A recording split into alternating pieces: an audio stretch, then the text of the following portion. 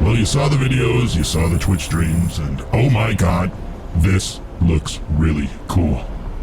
You've heard it all. It's an alpha. It's not done yet. Expect bugs. I want to go ahead and give a disclaimer.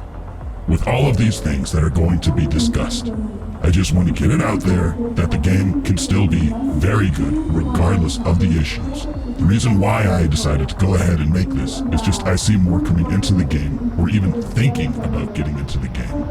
And I know they are aware of this, but a lot of people really do not know what it means to actually start out in Star Citizen. Loads of other games that even come close to the level of bugs that you will encounter, nobody would even consider playing.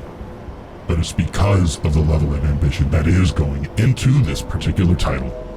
It truly does make people curious and want to get in, and they start enjoying themselves. And oftentimes, people do get frustrated. Now with that out of the way, if you're one of those people that have not committed the $45 to go ahead and pledge to Star Citizen, the first thing I want to go ahead and just get out there is recommend that you start out with a free fly. They're held multiple times a year. Try the game out, and you should get an approximation within 1 week on what to expect for the long haul, because truth be told, there is no end in sight regarding seeing some technology come in that's going to start alleviating a lot of the problems that we have. In fact, as the time of posting this video, within the next 4 to 6 weeks, we'll probably be experiencing another free fly. And that's generally around the time when the Intergalactic Ship Exposition occurs. And as an extra bonus on that, during the Intergalactic Ship Expo, you will have access to every single ship for free. So you want to try out these big capital ships, this is for you. It's something I cannot stress enough. Also, like many others have already said, you can absolutely pay $45 to get entry to the base package, and you will have that for life. I would go over other options in terms of starting packages to go ahead and start your entry into Star Citizen, but let's just leave it at that. There's plenty of other videos out there that are going to go ahead and discuss that. And lastly, I want to go ahead and quickly mention, only because I do play, allow me the chance to indulge, but should you decide to play or take the leap, please consider using my referral code. I will have a link below and on screen at the end, and it helps me build up referral points, but more importantly, it's going to go ahead and help you with starting credits within Star Citizen. These starting credits can be used to buy some basic weapons to start off with and some armor. It really does help. First, I'm going to go ahead and touch on some of the bugs that you are going to encounter. Above all, your most famous bug is going to be what's called the 30K error. It's a server crash. You'll be playing, all of a sudden things are just going to stop working, and everybody just sort of knows when maybe a door's not opening and you're trying to open a door, something's not right, and then all of a sudden, regardless of what you're doing, boom, you're going to get hit with a 30K error and get kicked out to the front screen. This is going to happen a fair amount. It did happen a lot more in the past, but we're slowly getting there, but it's still absolutely present, so just be aware of that. Dying in the middle of nowhere while you're standing still, broken artificial intelligence, doing first-person shooter bunker missions, which the FPS gameplay is basically non-existent. It looks cool, the weapons look cool, the potential is obviously there, but for what it is, seriously, it's broken. Don't even expect that one to even actually happen. Oftentimes the AI will sit there. I've personally had moments where I've gone into a bunker and my arm got stuck into the mesh of a railing and I was not able to move, and I just got shot by the world's slowest AI. Frustrating things like that, especially considering how dying works in this game. This particular one's going to be a little bit controversial because truly, if the game did not have PvP, I don't think anybody would even be looking at it. But you do have some PvP players that will occasionally get bored because with such small servers, a lot of players will tend to just lean more towards having a PvE experience, and so they will go out of their way to force people to engage in PvP so they themselves have their gameplay. Oftentimes these particular players will end up dominating newer players because a lot of these players will come from backgrounds where for decades they have been playing flight sims. They know this stuff in and out, and oh my god, when you have seen some of the setups that these people have built, yeah, just from a hardware standpoint, you have no chance. It's not really trolling, though that does happen in the game, so New player advice, make sure you close your doors, lock your doors on your ship. Always assume somebody is going to be wanting to harass you.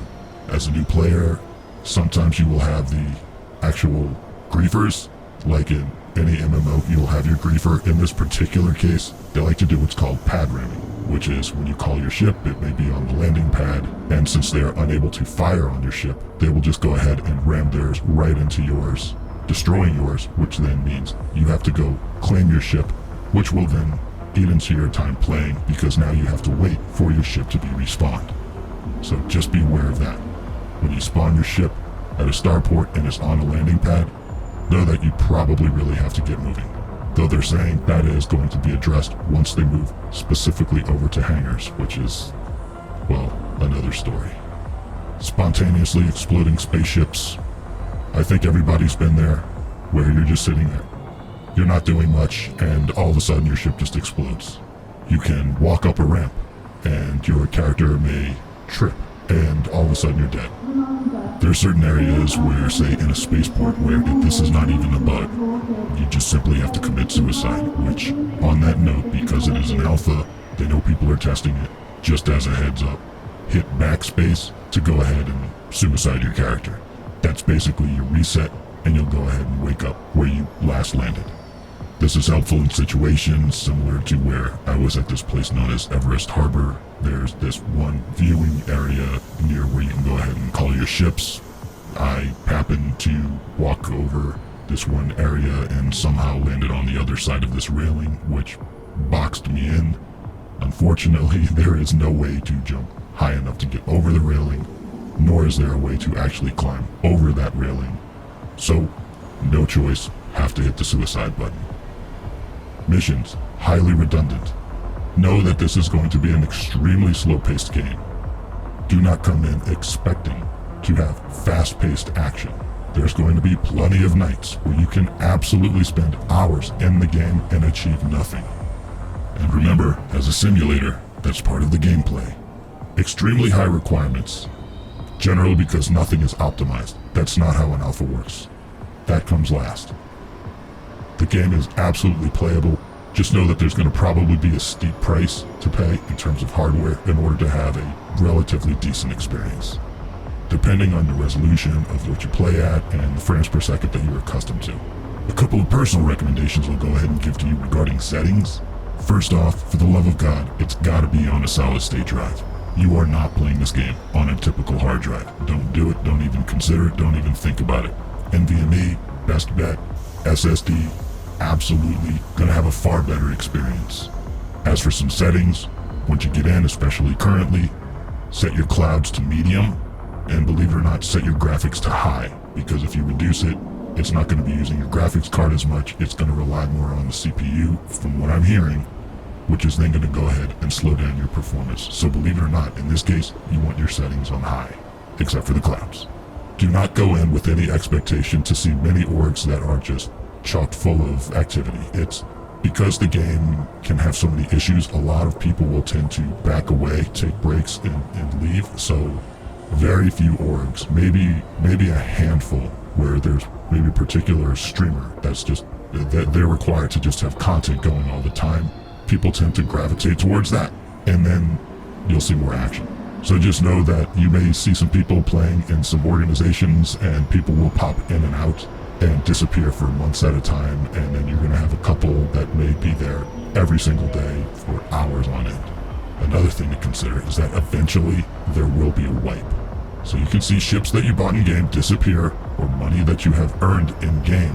Anything bought with actual cash will be retained for life, but there will be a moment that, say, next month or next year or in 3 years, has the potential to be removed from your account on a wipe.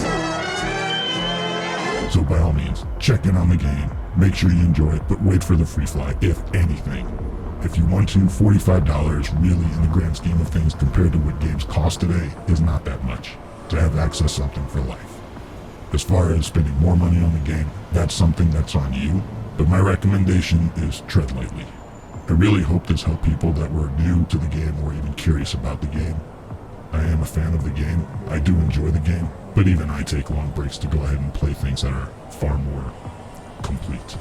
If this video helped you, I hope you consider leaving a comment, liking, and subscribing. I am Gipsy Ronin. Take care, my friends, and I will see you on the next one.